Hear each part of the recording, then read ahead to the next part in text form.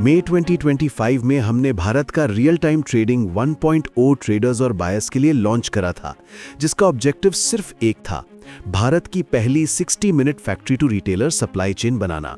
पर हम बिजनेस में सिर्फ सिस्टम्स नहीं बनाते, हम उन्हें इवॉल्व करते हैं। रियल टाइम ट्रेडिंग इंजन के लॉन्च के बाद हमने मार्केट को क्लोजली ऑब्जर्व किया, बायर्स और ट्रेडर्स की प्रॉब्लम्स को समझा और उन्हीं लर्निंग से लॉन्च किया एक नया और पावरफुल भारत का RTT 2.0। चलिए देखते हैं कैसे हर एक एवोल्यूशन ने एक प्रॉब्लम को सॉल्व किया और इंजन को और स्ट्रांग बनाया। DS planner to demand lead. पहला लेसन था इन्वेंट्री कंट्रोल का।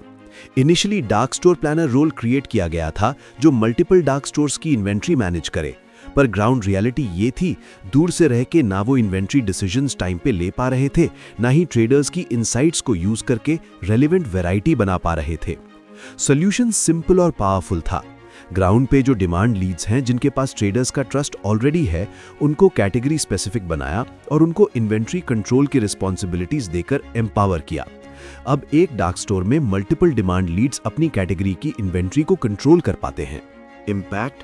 एम्पावर्ड कैटेगरी डिमांड लीड्स अब ज्यादा फोकस के साथ effectively 20 day inventory loop close कर पा रहे हैं और ट्रेडर्स के साथ मिलकर रेलेवेंट वैरायटी बिल्ड कर पा रहे हैं।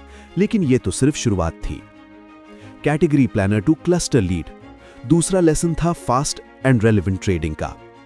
इनिशियली सप्लाई एंड पे कैटेगरी प्लानर का रोल क्रिएट किया गया जो मल्टीपल सप्लाई क्लस्टर्स के लिए प्लान्स क्रिएट करता था, जिसके बेसिस पे buyers relevant SKUs and labels trading में लाते। पर हुआ ये कि प्रोसेस स्लो हो गई, लेयर ज्यादा थे एंड डीप ग्राउंड वर्किंग ना होने की वजह से कॉन्फ्लिक्ट्स बढ़ गए। अब सप्लाई लीड्स जो फैक्ट्रीज और बायर्स की वर्किंग को अच्छी तरह जानते हैं, उन्हें कैटेगरी प्लानर्स की रिस्पॉन्सिबिलिटीज देकर एम्पावर किया, जिससे अब वो डायरेक्टली DS टीम लीड से बात करते हैं। Result, faster label setting, instant decisions और बेटर कोऑर्डिनेशन। पर मार्केट ने हमें और भी कुछ सिखाया। Test setting to label setting. तीसरी और सबसे बड़ी लर्निंग, फैशन का असली ट्रस्ट कहाँ है। हम सोच रहे थे कि हम प्रोडक्ट एट्रीब्यूट्स के जरिए रिटेलर्स का टेस्ट समझ पाएंगे।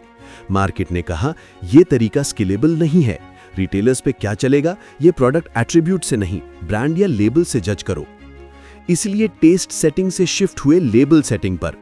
इम्पैक्ट, अब ट्रेडर्स मार्केट में सेट होने वाले लेबल्स को इजीली आइडेंटिफाई कर सकते हैं जिनका हाई रिपीट और लो रिटर्न्स है। ट्रेडर्स अब कॉन्फिडेंटली इन लेबल्स की वैरायटी ट्रेड कर सकते हैं बिना फियर के।